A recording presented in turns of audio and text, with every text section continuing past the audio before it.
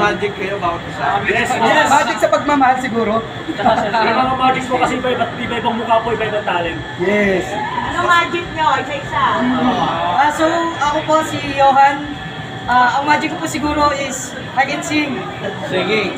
I can sing all things I can. And ako po si John Mark Marcia, ang bandi ko siguro, sexy dance. My name is Jace Ramos. I think magic ko is maging stronger yung grupo. Kasi ako yung nag-start mag-vlog eh.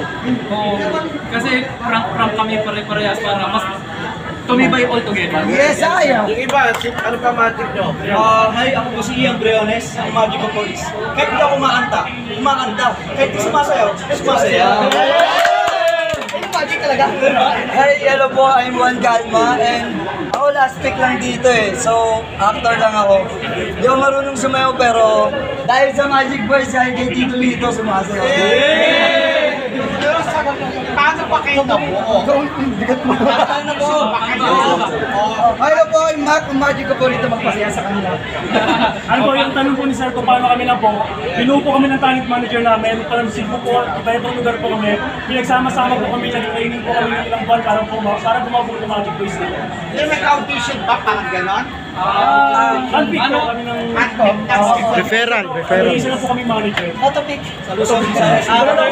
After ng launching, yung ano yung expect namin sa Magic ko? Marami po, marami. Sobrang dami. May mga movie, may mga Out of town kanta shows. rin po kami na nabuo. Maraming kanta, marami kaming kanta ginawa. Gagawa po namin ng... Dahil yan sa composer namin. Yeah, sa composer namin. Then, gagawa po rin namin ng music video. Nilalabas din po sa lahat, Spotify, lahat. Sa mga music namin. Yan, Spotify, YouTube, iTunes, basta po lahat. Yan, meron po sa TikTok, sa Facebook, lahat po ng platforms meron po. Ano yung unang single nyo? Ang unang single po namin is yung unang pinerform namin is yung Wag Mo Akong Titigan. Ano nyo describe yung kantang yun? Ang Wag Mo Akong Titigan is, dinidescribe po namin siya is a girl na nakikita namin sa malayuan. Laging panay tingin. Nakakailang pag tinititigan ka. So, Parang ligaw tingin lang. yes! Parang ganun po. Kaya huwag mo akong titigil. Yung last nyo na kinanta, yun yung second single. Second, yes po, ang title po niya is Vitana, ayun po yung release namin. So, aabangan po siya, i-release din siya sa all music platforms. So, yan. At meron pa isa, may isa pa. Meron pa isa, yung tampo. Yan, tampo, marami pa po. Marami pang iba.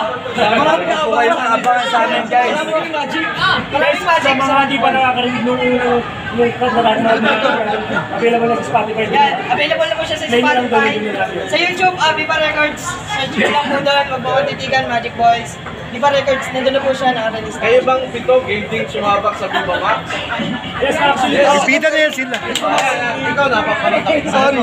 Actually po, hindi lang po kanta, sayaw, hindi lang maabangan sa amin. Meron din po kami mga sari-sariling movie. Yes po. Meron po ni Mac, Meron po akong movie na Sweet Release, Red Flag. Red Flag, at si Kalma po. At ako naman po yung Kiskisan at yung hindi pa po nakakapanood ng Pindorot Paraluman, panoorin nyo guys, maganda rin. Nandun din kami lahat. Marina, nandun din po kami lahat. At ako po yung Sisid Moreno Cricket at Kiwala mga nandun po kami lahat. Yung Magic Boys. Pinag-book namin siya doon. Yes po, tapos meron po ako upcoming 2 movies, yung Taong Po, tapos yung Tatsilo. Lalabas na po sa Viva Max. Ano pinagkaiba ng grupo nyo doon sa ibang mga boys? Iba-iba po, iba-iba kami, no? Iba-iba tayo. Mga magkakaiba po kami ng importance. So, ang sa amin lang, explain lang po namin as Magic Boys is, hindi naman kami po hindi namin siya binuo para makapag-compilate siya. So, binuo namin to because we have a magic. So, we are the Magic Boys. Pero ano talagang priority nyo? Arte o... Sabay-sabay po Actually, ano, kaya nga po yun kasi meron po ritong singer, may mga all in. Yes, all in na po. Ayun. So lahat ng Yes po. Kaya nga po ang magic.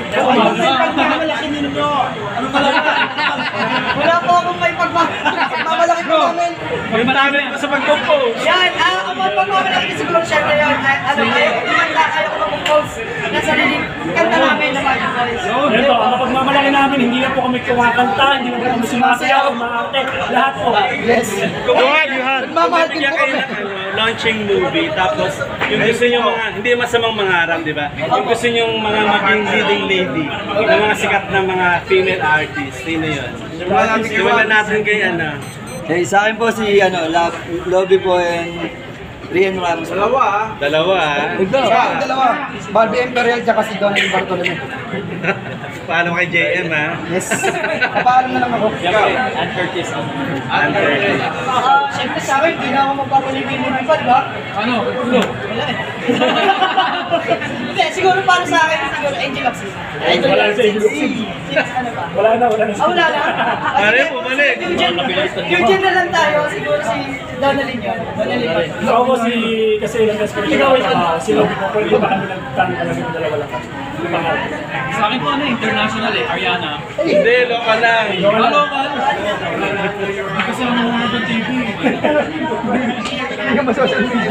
Oo, kasi nanonood TV. Para sa akin po yung single si Catherine Bernardo. Ay, single. Single dapat. Abangers ka pala ha. Kasi natin lose. Yuhan, ikwento mo nga kasi hindi ka originally kasama sa grupo, di ba? Bakit ka napunta dyan? So yun, napunta ako dito sa Magic Boys. Actually, buo na po sila eh.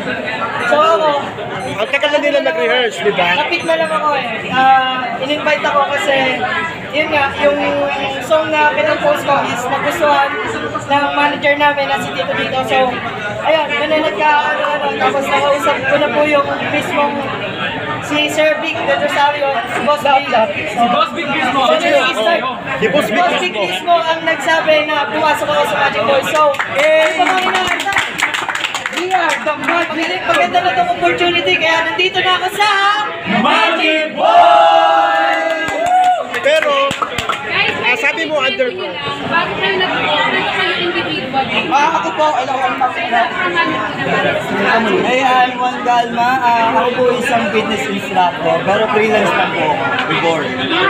Fitness instructor po. Before po, bago po ako mag-pelikula. Then, nakitaan lang din po ako na siguro sa stage. So, pinigaw niyo dito, pero hindi po talaga ako dancer and singer. Yun lang po. Hello po, I'm Mac Morales.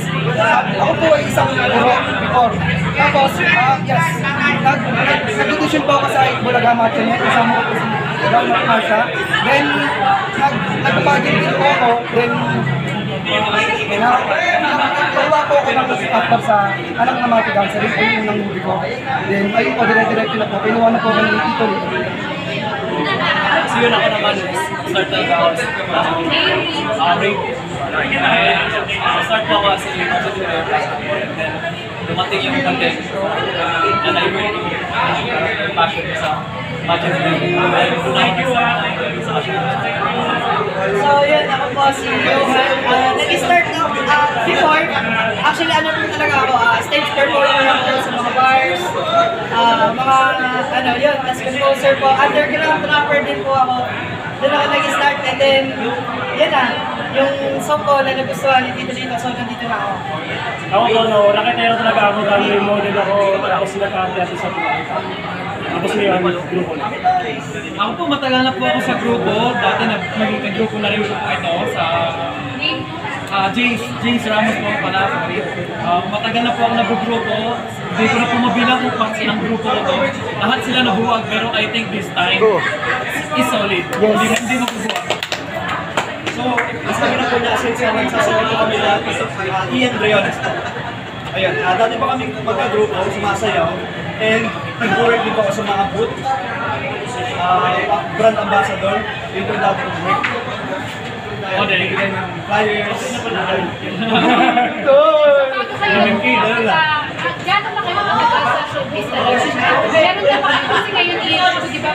When you were starting, may mga nakaka-experience na may mga nakaka-experience.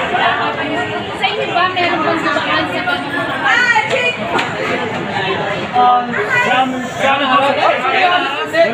Wala naman, pero Wala kasi lahat ng production ng nasa mga nakikita ko, talagang inaalagaan kami. So wala pa naman kami. So wala na na-experience sa inyo. Wala. Mabait po yung manager namin. Hindi kami pinapabaya. Hindi kami pinapagaya. Grabe, miski sa pagkain araw-araw pa nag-rehearsal. After rehearsal, Sobrang mahalaga po niya. May sa budget. Saan magiging yung reaction niyo kapag sinabing parang sisundan niyo ang yapak ng SB19? Ay, SB19 yung makawa. Siguro, Kasi naman mga ganyan. as of now po, siguro kasi iba-iba naman po ng genre. Saka may mga genre din po kasi ang music. So, it depends na lang po kung ano yung malalabas namin. Tsaka kung sino yung music. Pero SB19, ano na po yan? Idol namin yun. ang SB19, I think it's pop. Kami po ay sexy. Sexy. So, Grabe, yung talaga SB19 sobra. Pero hindi namin sinasabi na nag-hit ko na lang. Siyempre, nangangarap din kami. Sana. Hopefully, para So parang hindi may SB19, parang mas Culados before. kung ano man papalaran, Parang pinaghalong SB at Musculados eh. di ba? most likely po. Thank you. Thank you so much. Thank you so much, everyone. Thank you po. Maraming salamat. Pag-stay nyo lang. Pag-stay nyo lang. Pag-stay lang.